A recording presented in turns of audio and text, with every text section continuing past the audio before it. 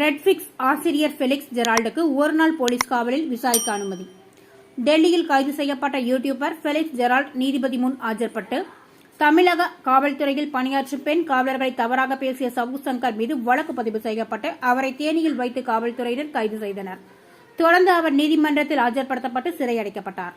மேலும் சவுக்கு சங்கர் பேசிய பேட்டியை ஒளிபரப்பு செய்த ரெட்ஃபிக்ஸ் ஆசிரியர் ஃபெலிக்ஸ் ஜெரால்ட் 10ஆம் தேதி இரவு டெல்லியில் திருச்சி காவல்துறை கண்காணிப்பாளரின் தனிப்படை ஆய்வாளர் வீரமணி தலைமையிலான காவல்துறையினர் கைது செய்தனர்.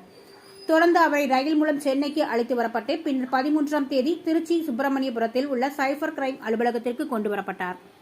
இதனைத் தொடர்ந்து அவரை கூடுதல் மகிழா நீதிமன்ற நீதிபதி ஜெயபிரதா முன்பு ஆஜர்படுத்தப்பட்டார். தொடர்ந்து 27/5/2024 வரை நீதிமன்ற காவலுக்கு உத்தரவிட்டார்.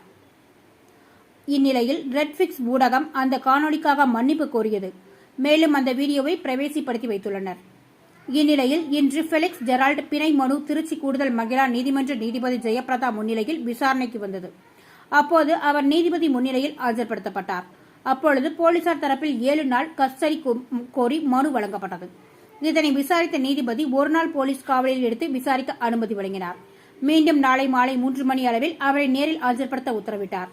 மேலும் ஜாமீன் மனுவை 22ஆம் தேதிக்கு ஒத்திவைத்தார். அவருக்கு காவலாக மகளிர் காவலர்கள் பயன்படுத்தப்பட்டனர். கஸ்டடி பெட்டிஷன் கேட்டாங்க.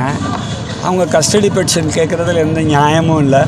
இருந்தாலும் நாங்கள் இன்வெஸ்டிகேஷனுக்கு கோஆப்ரேட் பண்ணுறோம் சொல்லியிருக்கோம். சொன்னதுக்கு அப்புறமேலாம் அந்த கஸ்டடி பெட்டிஷனில் அவங்க 7 நாள் கேட்டாங்க. கோர்ட் 1 நாள் தான் கொடுத்துருக்காங்க.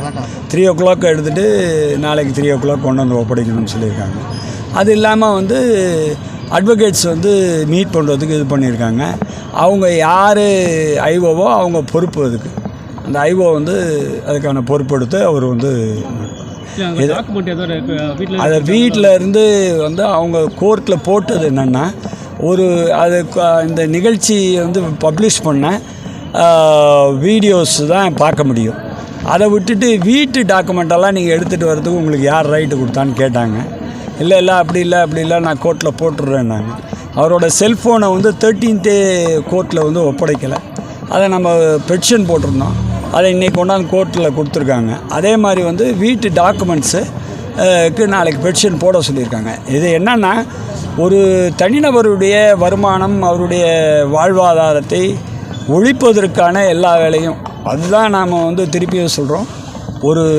ஒரு குற்றமே இருந்தாலும் அந்த குற்றத்திற்கான நடவடிக்கைக்கு பதிலாக அந்த குடும்பத்தினுடைய ஒட்டுமொத்த வருமானத்தையும் எல்லாத்தையும் காலி பண்ணுவதற்கான வேலையை செய்கிறாங்க. இது குறிப்பாக சட்டத்துக்கு முரணான விஷயம்னு சொல்லியிருக்கோம். அவங்க பெட்டிஷன் போட சொல்லியிருக்காங்க.